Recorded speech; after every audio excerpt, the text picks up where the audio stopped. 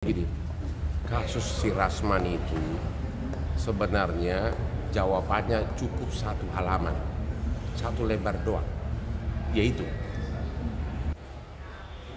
terlepas dari benar tidaknya ada pelecehan terhadap Aspi, tapi kan dia tidak boleh langsung menuduhnya di Instagram sampai hampir 10 kali tanpa menempuh upaya hukum atau lapor polisi.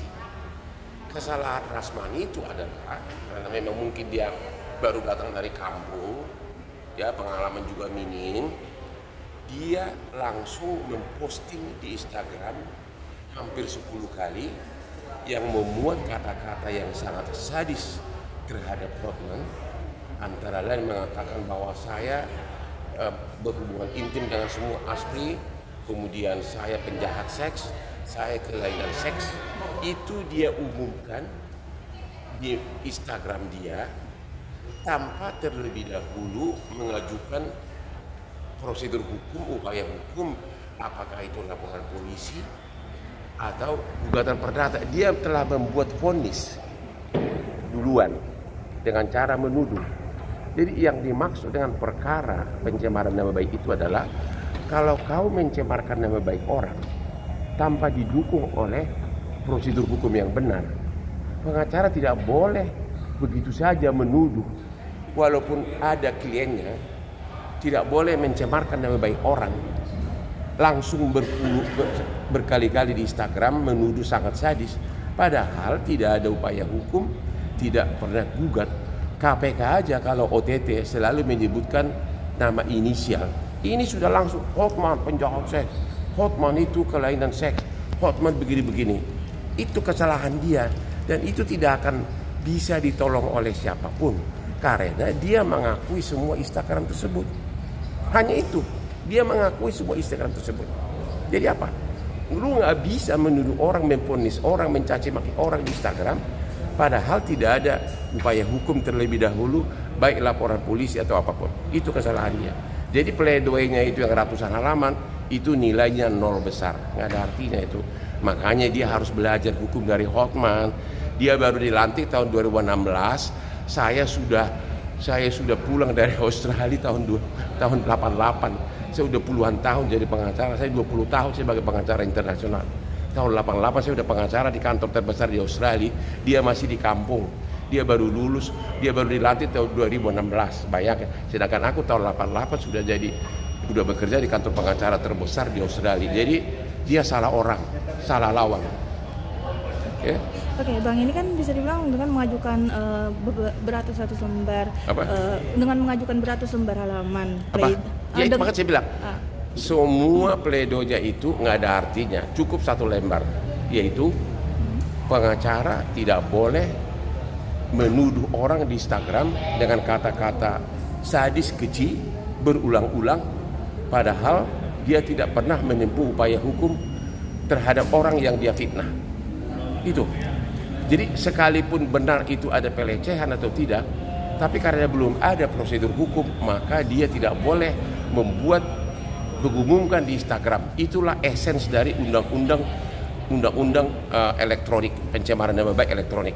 Kau tidak boleh mencemarkan nama baik orang, menuduh, membuat vonis seolah-olah kamu adalah hakim sendiri, membuat tuduhan-tuduhan padahal tidak ada upaya hukum apapun. Itu. Dapat merubah juga nggak sih, Bang, nantinya keputusan hakim dari si pledoi tersebut, Bang? Kalau misalnya kalau saya jadi hakim cukup satu lembar itu. Cukup satu lembar. Anda mengakui bahwa benar tuduhan Anda di Instagram benar, Anda membuat kata-kata yang sangat keji terhadap Hotman, padahal Anda tidak pernah menempuh upaya hukum. Anda bukan hakim, Anda bukan polisi, Anda pengacara, kenapa Anda membuat tuduhan-tuduhan yang sangat keji, mengumumkannya, menyebarkannya ke publik, padahal belum ada prosedur hukum apapun. Cukup satu halaman. Jadi Rasman, siap-siap kamu masuk penjara, ya nanti sesudah keluar penjara, saya sarankan kamu pulang kampung, mengembala bebek di kampung, ya. Kayak itu aja. Kalau di Jakarta udah terlalu berat sainganmu seperti Kakang Hotman ini. Oke, begini kan dari yang kita ketahui sebelumnya kan dari vonis jaksa aja menuntut Rasman selama 2 tahun dan denda pidana juga ya Bang ya. Mungkin menurut Abang apakah vonis tersebut nantinya akan dapat berubah Bang atau dia bisa naik jadi 4 tahun. Kan maksimum hukumannya kan 4 tahun. Menurut Undang-Undang ITE masih 27 ayat 3 maksimum 4 tahun. Tapi intinya begini, berapa tahun pun dia divonis sudah hancur karir dia. Pertama, dia tidak bisa lagi sidang karena surat basnya berita acara sumpah sudah dibekukan oleh pengadilan tinggi atas persetujuan Mahkamah Agung. Jadi udah nggak bisa sidang. Klien mana yang mau sama dia? Kedua, dia terdakwa, ya. Dan sebentar lagi ada kasus ketiga, kasus kedua yaitu di Mabes, yaitu laporan Ketua Pengadilan Jakarta Utara karena dia bilang kepada hakim di ruang pengadilan koruptor itu sudah naik sidik. Saya yakin dalam waktu dekat dia akan jadi tersangka di Mabes Polri atas laporan dari Ketua Pengadilan Negeri Jakarta Utara. Jadi sudah hancur karir dia, ya sudah hancur karir dia. Klien mana lagi yang mau sama dia? Itu aja. Rasman sekali, makanya saya bilang berkali-kali pulang kampung lah kau mengembala bebek di kampung, ya. Oke? Kalau untuk menyaingi Hotman sudah terlalu jauh. Anda baru dilantik tahun 2016, saya sudah jadi pengacara di Australia tahun 88. Ya, 20 tahun sebelumnya. Ya. Oke, Bang, mungkin ini kan terkait dengan laporan yang di Mabes kemarin kan diketahui bahwa Firdaus sendiri setelah terkait dengan laporan yang di Mabes oleh pihak pengadilan negeri kemarin juga dari Firdaus sendiri juga memenuhi panggilan tersebut. Ya. Mungkin Abang melihat sendiri mungkin seperti apa sih Bang ini kan? Ya itu tunggu aja nanti. Itu kasusnya terang benderang kok. Kalau di luar negeri itu udah langsung masuk penjara hari yang sama. Cuma karena kita belum punya undang-undang contempt of court ya nggak diterapkan itu. Ya, dia Pak itu yakin saya dalam waktu dekat akan tersangka terutama si Rasman. Jadi bayangkan coba klien mana lagi yang mau sama dia?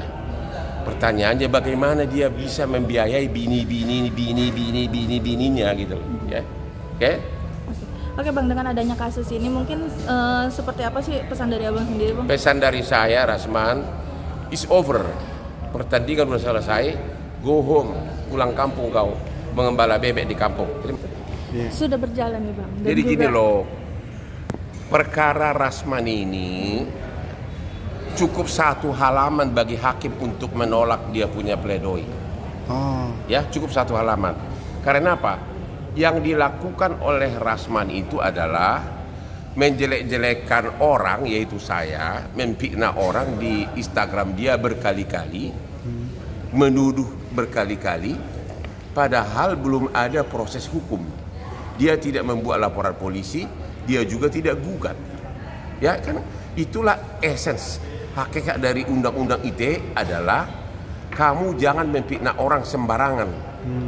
Jadi apakah benar atau tidak pelecehan seksual itu kan pengadilan yang menentukan. Ini dia tidak tempuh proses hukum, dia tidak lapor polisi, tapi langsung dia dengan gaya botaknya itu berkali-kali di Instagram mengatakan Hotman itu kelainan seks, Hotman itu penjahat seks, Hotman itu berhubungan intim dengan seluruh asprinya. Padahal tidak ada proses hukum. Itulah esens dari undang-undang ITE. Artinya kamu jangan memfitnah orang kalau belum ada proses pro justisia, proses hukum. Jadi hakim tidak akan pernah menilai apakah benarnya atau tidak pelecehan. Enggak. Dia sudah salah prosedur dari awal. Disitulah karena dia memang pengacara kelas pinggiran kota, datang dari Padang Sidempuan, mau bersaing dengan Hotman Paris. Dia tahun 2016 baru dilatih jadi advokat. Saya tahun 88 saya udah jadi pengacara di Australia, di Sydney. Beda banget kan? Gitu loh. Jadi memang makanya saya bilang berkali-kali kepada Rasman, pulang kampung lah kau mengembala bebek di kampungmu di Padang Sidempuan. Sudah rusak karirmu. Kau nggak bisa sidang, kau nggak bisa praktek. Surat berita acara sumpah sudah dibekukan oleh pengadilan tinggi atas restu dari Mahkamah Agung, nggak bisa sidang. Sekarang jadi terdakwa. Dan ada lagi satu kasus di Mabes sekarang sudah naik sidik, yaitu laporan dari Ketua Pengadilan Negeri Jakarta Utara melaporkan dia karena dia menteriak-teriak hakim koruptor. Jadi bakal ada kasus satu lagi. Yakin saya dalam waktu dekat dia akan tersangka lagi di mana? Di pengadilan di Mabes. Di Mabes. Jadi sekali lagi Rasman, udahlah. Hotman bukan sainganmu, ya. Dari segi kegantengan kau jauh beda, botakmu sama gantengku ini beda banget. Mobilmu banyakan yang bekas, mobil gue semua Lamborghini, ya. Aspirasi gue jauh lebih cantik, ya. Biniku cuma satu. Kalau kamu entah berapa binimu, Pak.